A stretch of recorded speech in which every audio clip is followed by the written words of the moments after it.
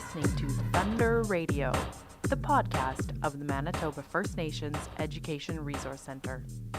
And welcome to Thunder Radio, everyone. Today in the studio we have with us Betty Lynxleg, who is a research facilitator here at the centre. And so welcome here. We're happy to have you. She's here to talk about a specific project that she's working on. But before we do that, I'll just have you introduce yourself, Betty, and tell us a little bit about what you do here. Well, thank you for inviting me to do this podcast. I think it's very important that we get the message out there on what research and development is currently doing. I'm a research facilitator here currently and have been a researcher before. My role is to facilitate the First Nations curriculum, the development, and to present it out in the local communities for feedback and to develop it further with working groups, and so that we get a document that is community-based and also one that's based on languages, the 5 languages in Manitoba. So. Okay, great. So for those who don't know, I'll have you just tell us, what is the First Nations curriculum framework? Well, the framework is just that. It's just a framework for First Nations curriculum to begin developing something that's more identity-based, culturally based, language-driven, and on the land. So going back to traditional methods for teaching and learning, and going back to experiential learning, hands-on, that sort of thing, and based on land-based teachings through the language, and really building students' identity so that they know who they are, where they come from, and so that they can take themselves to a better place in the future, stronger, knowing their history and being able to speak to their issues in a very comprehensive way, and to teach the public, really, I guess, of our distinctiveness, and for them to know that. And MFNERC has been working on this for a while now, a few years, as I understand. So maybe can you describe the steps that have been taken so far? Sure. It was started in 2015, and we started without any funding because we don't have funding per se from Indigenous Affairs for curriculum development. So MFNERC responded to a call that was made back in the early 70s through Wabung. And it was in Wabung that the leadership wanted a First Nations curriculum comparable to the provincial. And so that curriculum would be based on identity, culture, language. Kids would know where they are and be proud of that, be able to speak to their history, and be able to educate others in the public. So MFNERC is responding to that. And so the first year, we didn't have any funding, so what we did was we asked the staff of the center to help us and guide us with the document. We called all the staff in for 4 times through that 1 year, and they provided the foundation for the document, the areas, the themes, and the principles that came out of it. And so after we developed that draft, we started taking it out to the communities and to get that perspective on, and to authenticate the information that was in there.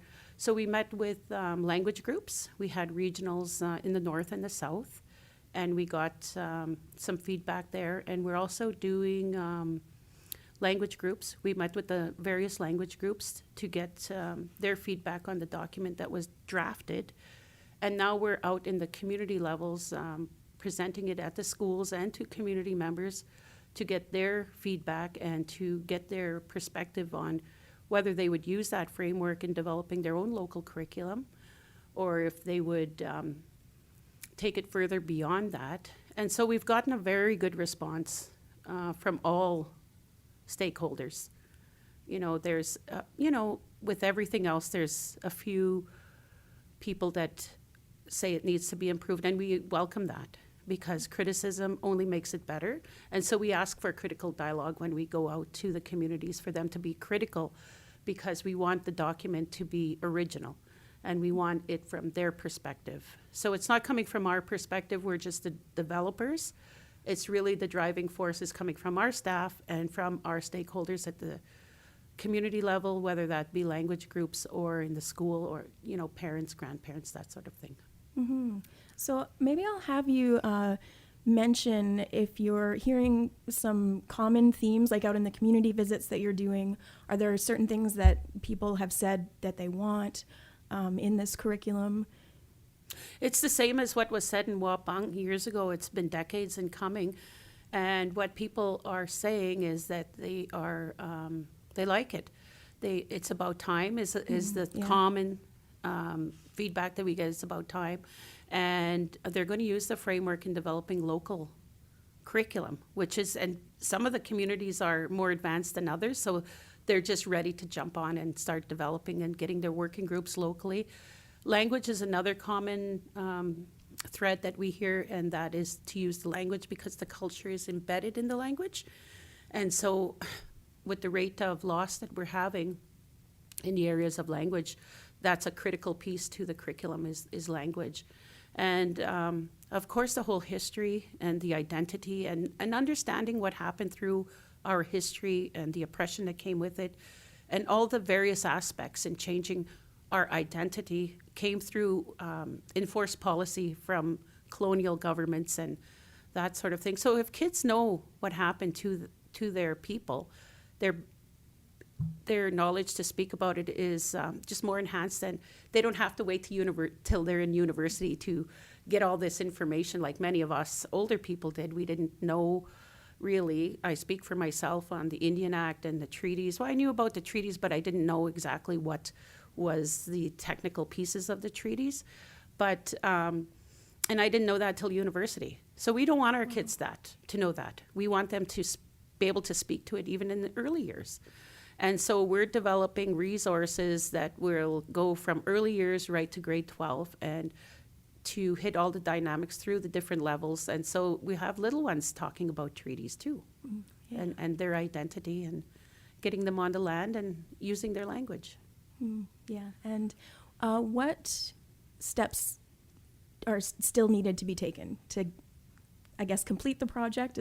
Although it sounds like it's a very fluid project that will just keep evolving as time goes on. This is just the beginning, This is the beginning. So our document is only in draft, so it's a working draft. The draft that we did take out needs revision, and we're getting a lot of feedback from the communities, our stakeholders, on how it should be revised, what's missing, and what we still need to do in completing it. So the project is geared to wind down 2020.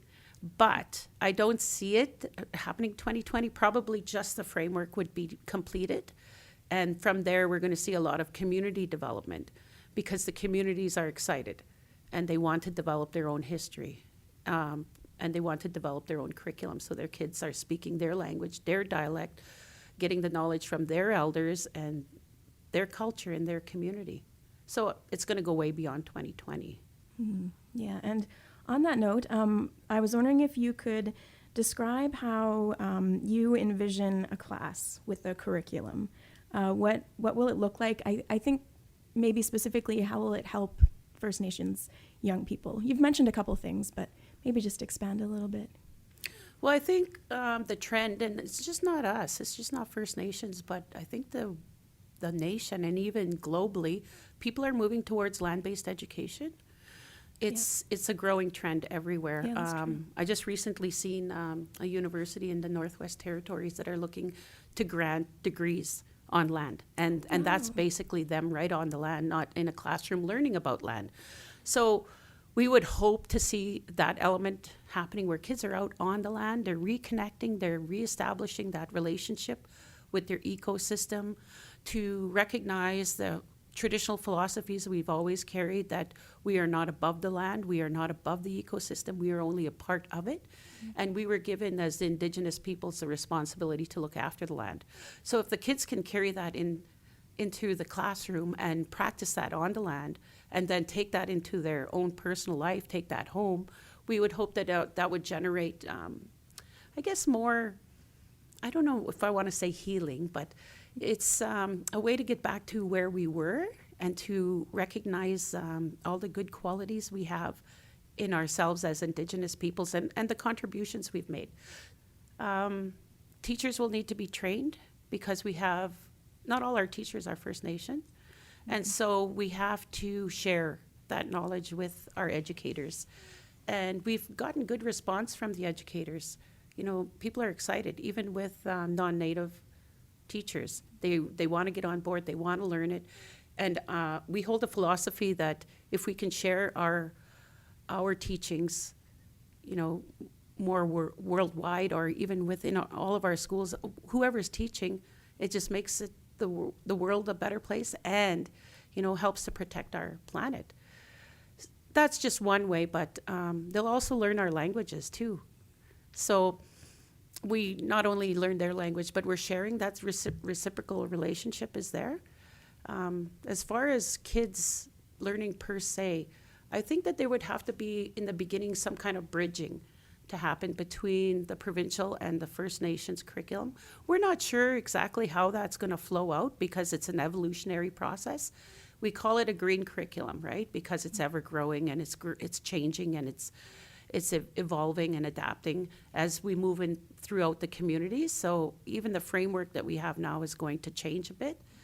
So at the end result, when the community gets down to doing their curriculum, it will be really based on the community's knowledge and their traditional philosophies and their culture, which will translate into teachers that are not from the community being better informed and have a better relationship with the community, because they're going to have to work together to understand what that is and build a curriculum from there. And so kids are going to be able to speak to their own history, even locally, when they leave their local school. That's the hope. Mm-hmm. Has anything like this been done anywhere else, or is Manitoba, are we breaking ground here? Manitoba is the leader, just like the center. No one else has a center like ours, right, in the country.